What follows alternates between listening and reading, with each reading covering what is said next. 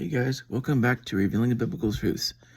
In this video, we will be exploring the ancient site of Mount Carmel.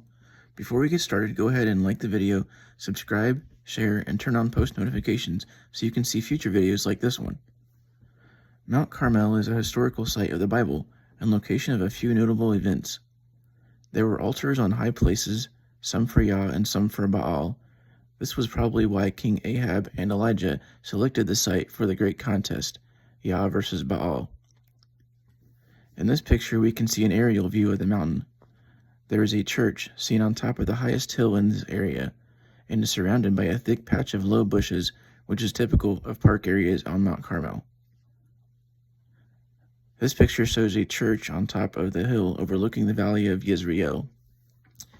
These are aerial views from the west side.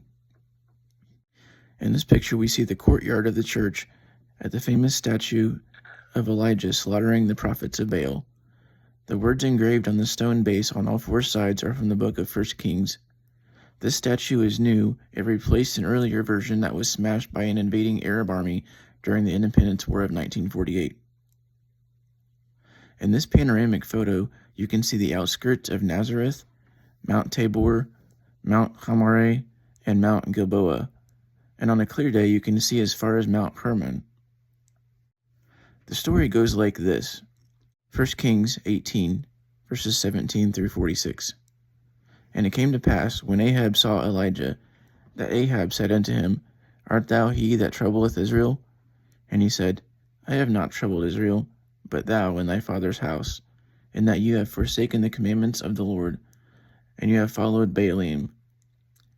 Now therefore send and gather to me all of Israel unto Mount Carmel, and the prophets of Baal 450, and the prophets of the groves 400, which eat at Jezebel's table.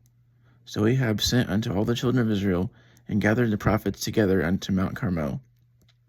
And Elijah came unto all the people, and said, How long halt ye between two opinions? If Yahuwah be Elohim, follow him, but if Baal, then follow him. And the people answered him not a word. Then said Elijah unto the people, I, even only I, remain a prophet unto Yahuwah, but Baal's prophets are 450 men. Let them therefore give us 2 bullocks, and let them choose 1 bullock for themselves, and cut it in pieces, and lay it on wood, and put no fire under. And I will dress the other bullock, and lay it on the wood, and put no fire under. And call ye on the name of your gods, and I will call on the name of Yahuwah. And Elohim that answers by fire, let him be Elohim. And all the people answered and said, It is well spoken. And Elijah said unto the prophets of Baal, Choose one of you your bullock for yourselves, and dress it first, for you are many, and call on the name of your gods, and put no fire under. And they took the bullock which was given them, and they dressed it, and called on the name of Baal from morning until noon, saying, O Baal, hear us. But there was no voice, nor any one that answered. And they leaped upon the altar which was made. And it came to pass at noon that Elijah mocked them, and said, Cry aloud, for he is a god. Either he is talking, or he is pursuing, or he is in a journey, or peradventure he sleeps. But he must be awaked. And they cried aloud, and cut themselves after their manner with knives and lancets, till the blood gushed out upon them.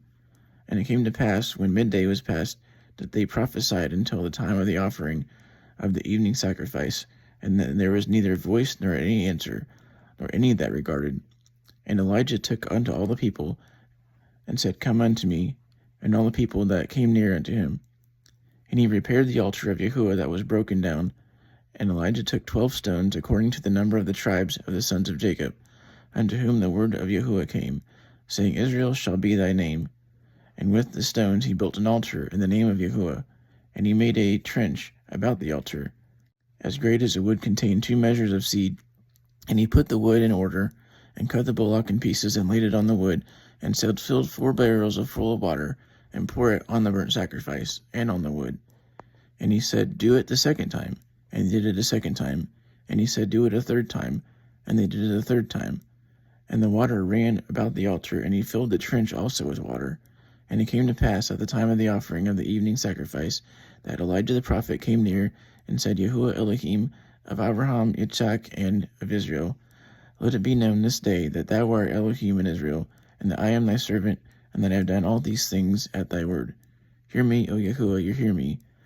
that this people may know that thou art Yahuwah Elohim, that thou hast turned their heart back again. Then the fire of Yahuwah fell and consumed the burnt sacrifice, and the wood, and the stones, and the dust, and licked up the water that was in the trench. And when all the people saw it, they fell on their faces, and they said, Yahuwah, he is the Elohim. Yahuwah, he is the Elohim.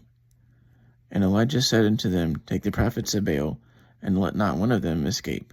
And they took them, and Elijah brought them down to the brook Kishon, and slew them there. This picture is of Elijah's cave. It was one of the most sacred caves in the Holy Land. It was one of the places where the prophet Elijah had lived and hid while operating in the area of Mount Carmel. It's described in 1 Kings 18:42. Here are some pictures from inside the cave.